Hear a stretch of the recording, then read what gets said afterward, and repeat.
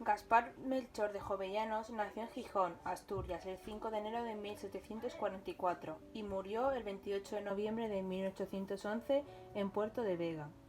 Hijo de padres hidalgos, estudió en Oviedo, desde donde pasó a Ávila. En 1761 se graduó de bachiller en cánones por la Universidad de Osma, Soria.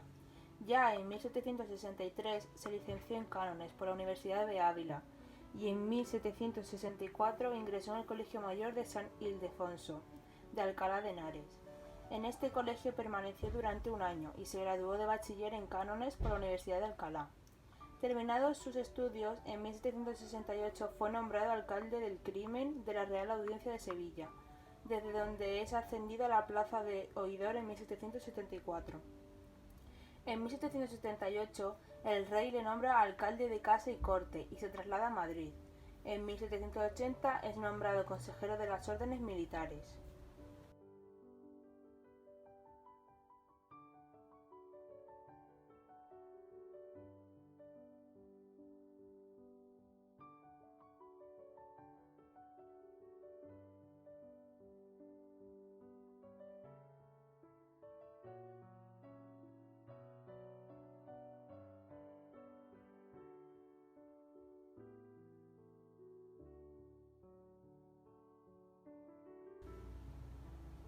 En 1790 es encarcelado su amigo Francisco de Cabarrús, director del Banco de San Carlos, y Jovellanos no duda en hacer todo lo posible por ayudarle. Como consecuencia de ello, es obligado, en lo que se ha venido a llamar un destierro disimulado, a viajar a Asturias con la misión de inspeccionar las minas de carbón del Principado. Este destierro termina en 1797. A partir de entonces comienzan para Jovellanos unos años que podrían considerarse como los más felices de su vida, en los que se dedicó sobre todo a viajar por Asturias y el norte de la península. También trabaja en poner en funcionamiento su obra más querida, el Real Instituto Asturiano de Náutica y Mineralogía, inaugurado en Gijón el 7 de enero de 1794. A finales de 1795, publicado ya el informe en el expediente de ley agraria, la Inquisición, recelosa de la obra, trata de prohibirla, aunque no lo consiguió porque el prestigio de Jovellanos era notable. Así, en 1797, después de un efímero nombramiento como embajador en Rusia, Godoy, a escasas fechas, lo nombró ministro de Gracia y Justicia, pero el 16 de agosto de 1798 Jovellanos es cesado. Su salud, debido a los efectos de un posible envenenamiento o intoxicación por plomo, se vio seriamente deteriorada y después de descansar en la villa de Trillo, Guadalajara, regresa a Madrid para hacerse cargo de sus enseres y trasladarse a Gijón. Volvió a dedicarse a su querido instituto, pero los problemas económicos y también el desprestigio de su persona crecían día a día. Después de llegar desde a la corte una delación anónima desde Asturias, en la madrugada del 13 de marzo de 1801 es detenido en su casa de Gijón y hecho reo en estado.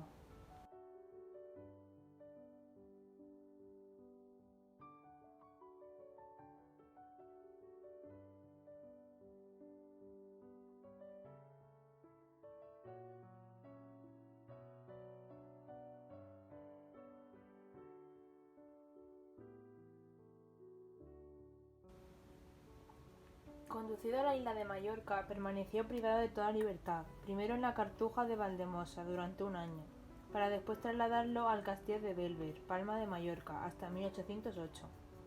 A pesar de las múltiples peticiones que se hicieron al rey, no consigue ser juzgado ni puesto en libertad.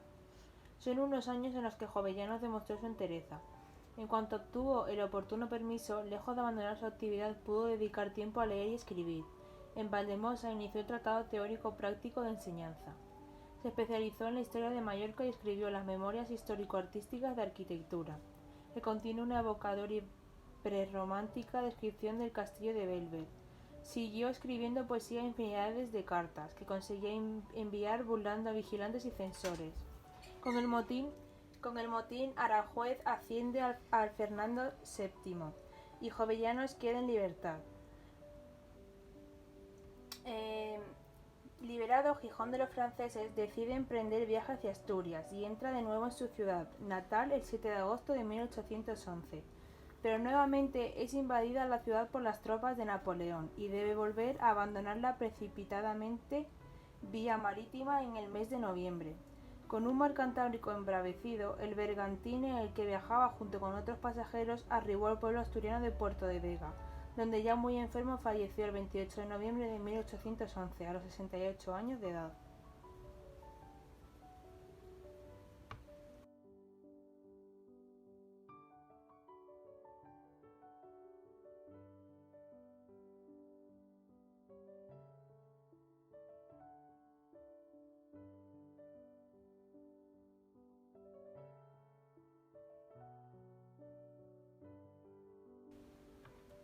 Obras y ensayos más importantes de Jovellanos: Ley Agraria, Asturias, España, El delincuente honrado, Espectáculos y diversiones públicas, Memorias sobre espectáculos y diversiones públicas, Cartas del viaje de Asturias, Pelayo, tragedia, Elogio de las bellas artes.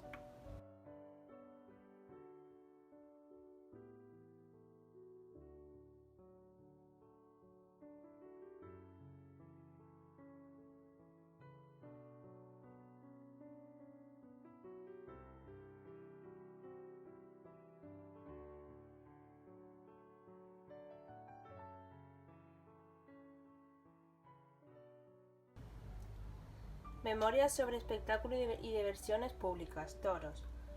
Así corrió la suerte de este espectáculo, más o menos celebrado según el gusto y genio de las provincias que lo adoptaron, sin que los mayores aplausos bastasen a librarle de alguna censura eclesiástica, y menos de aquella con que la razón y la humanidad se reunieron para condenarle. Pero el clamor de sus censores, lejos de templar, irritó la ficción de sus apasionados, y parecía empeñarlos más y más en sostenerlo. Cuando el celo ilustrado del piadoso Carlos III lo proscribió, generalmente, con tanto consuelo de los buenos espíritus como sentimientos de los que juzgan las cosas por meras apariencias. Es, por cierto, muy digno de admiración que este punto se haya presentado a la discusión como un problema difícil de resolver. La lucha de toros no ha sido jamás una diversión, ni cotidiana, ni muy frecuentada, ni de todos los pueblos de España, ni generalmente buscada y aplaudida. En muchas provincias no se conoció jamás, en otras se circunscribió a las capitales, y donde quiera que fueron celebrados lo fue solamente a largos periodos, y concurriendo a verla el pueblo de las capitales y tal cual aldea circunvecina. Se puede, por tanto, calcular que de todo el pueblo de España apenas la centésima parte habrá visto alguna vez este espectáculo. ¿Cómo pues se ha pretendido darle el título de diversión nacional? Pero si tal quiere llamarse porque se conoce entre nosotros desde muy antiguo, porque siempre se ha concurrido a ella y celebrado con gran aplauso, porque ya no se conserva en otro país alguno de la culta Europa. ¿Quién podrá negar esta gloria a los españoles que le apetezcan? Sin embargo, creer que el arrojo y destreza de una docena de hombres criados desde su niñez en este oficio, familiarizados con sus riesgos y que al cabo parecen o salen estropeados de él, se pueden presentar a la misma Europa como un argumento de valor español.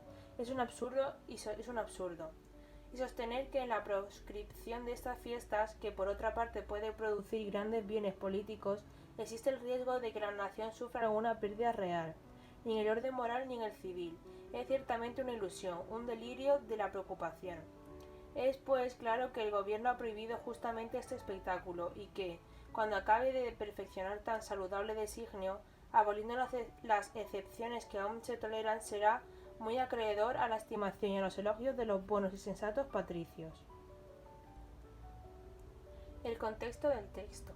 La memoria para el arreglo de la policía de los espectáculos y diversiones públicas y sobre su origen en España le fue confiada a Jovellanos por la Academia de la Historia, que, a su vez, había recibido del Consejo de Castilla el encargo de un informe que sirviera de base para la reforma de la legislación correspondiente.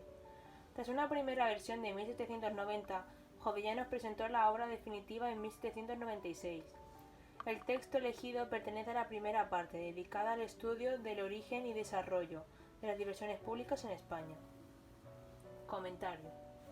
En el texto, Jovellanos nos está hablando acerca de la abolición de las fiestas de toros por parte de Carlos III. El autor nos revela su condición ilustrada al mostrarse a favor de tal acción del rey, pues considera que tal espectáculo está falto de humanidad y de razón, valores claves en la época. El principal objetivo de Jovellanos es convencernos de que su postura al respecto es la adecuada. Para ello se vale de recursos como la pregunta retórica, que obliga al lector a replantearse la tesis y que nos coloca en su perspectiva. Justifica los hechos y nos persuade de estar en lo correcto haciendo uso de argumentos más o menos ciertos. Posiblemente no sea verdad que la fiesta de toros fueran casi desconocidas en la época. Curiosamente, a pesar de que el texto fue escrito 3 siglos atrás, el tema continúa vigente en nuestros días.